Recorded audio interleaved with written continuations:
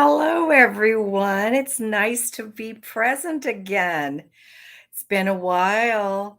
I've been busy, busy, busy. Lots of things going on in my world and in Zeus's world. We moved to Arizona where we love it. The people are so kind, they're so educated. They are, full of prosperity thoughts, and their mindset is about healing and enjoying life. And I haven't been mugged once since I got here. That may sound like a joke to some of you, but that was our frequent experience in Albuquerque. So, as you know, I don't have very many nice things to say about it. So, I'm going to end that subject right here. We came to Albuquerque because some of my investments are taking a little longer to pay off, and I want to make sure that the resources and the funding that we have continues. And I'm just scaling back a few things besides getting rid of furniture and mementos and clothes and things that just don't really serve me anymore. Um, Albuquerque was not a kind experience for me. And there are a lot of things that I personally don't believe you should carry on with you into the future that remind you of negative things. When you get divorced, you get rid of everything you bought together in your house, and you find out who you are now and start your life over from a higher, more grounded, soulful, empowered place, because generally you get divorced because you gave your power away to the wrong person. So after divorce, which has been my experience, took my power back, reevaluated who I wanted to be, how I wanted to express myself, and as my grandmother would say, I pulled up my petticoats and I moved on forward. And with that being said, that's why I've been letting go of so many things. I just don't want to move forward in my life with bad memories, bad energies, toxicity, uh, people who deceive you and keep secrets. That's not an acceptable energy for my life to play with. And unfortunately, a lot of those things come from our best friends or our families. And as I've spoken on many times, my family has had a lot of pedophiles in it. And then we have the other side that protects the pedophiles. So I'm of the camp that says neither. This is not acceptable on any ground. So, with that being said, and then I don't believe in keeping secrets about it.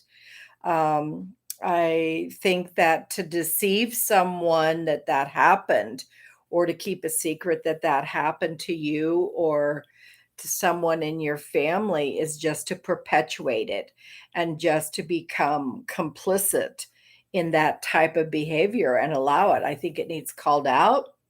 It needs healed. The person needs healed. And I know that many people blame their mothers or their families for their abuse or whatever. I don't think that's actually true. That they say, well, you didn't protect me or you didn't keep me safe, but yet the parents don't find out for 40 years. So there's deception on the part of the person who was abused, and the secrets continue.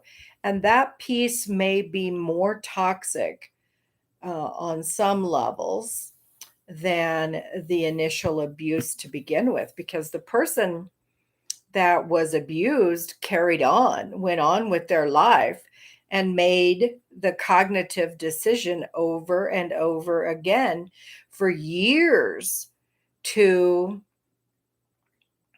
keep the secret. It's the keeping the secrets and the deceptions about that that I'm in opposition to. And I have to take a position and say that that's happened in our family. And it has brought a lot of pain to people who weren't abused. And I just don't feel like that's something experience. It denies you of being the mother, of being the support person, of being um, a part of the healing. And that's not fair. That's allowing the perpetrator to hurt people that weren't even present. And I have a big space of anger and I guess you could call it judgment. It's very hurtful. And often, those of us who have had children who've been abused, we never get to say that. We never get to work on the part of us that was deceived, because sometimes the person who actually had the sexual abuse happen or was traumatized, kidnapped, hijacked, whatever, they were told a different story. And maybe that's the part that kept, the void not moving forward. But nonetheless, it's very harmful, very, very harmful. In my own family, we've had it coming and going both ways. But heads up, if you're part of the secret, get it out. Get it out, tell it now, get on with it, let the chips fall. Um, and, um, you know, everybody needs to heal, not just you. Anyway, deep topics, as I said.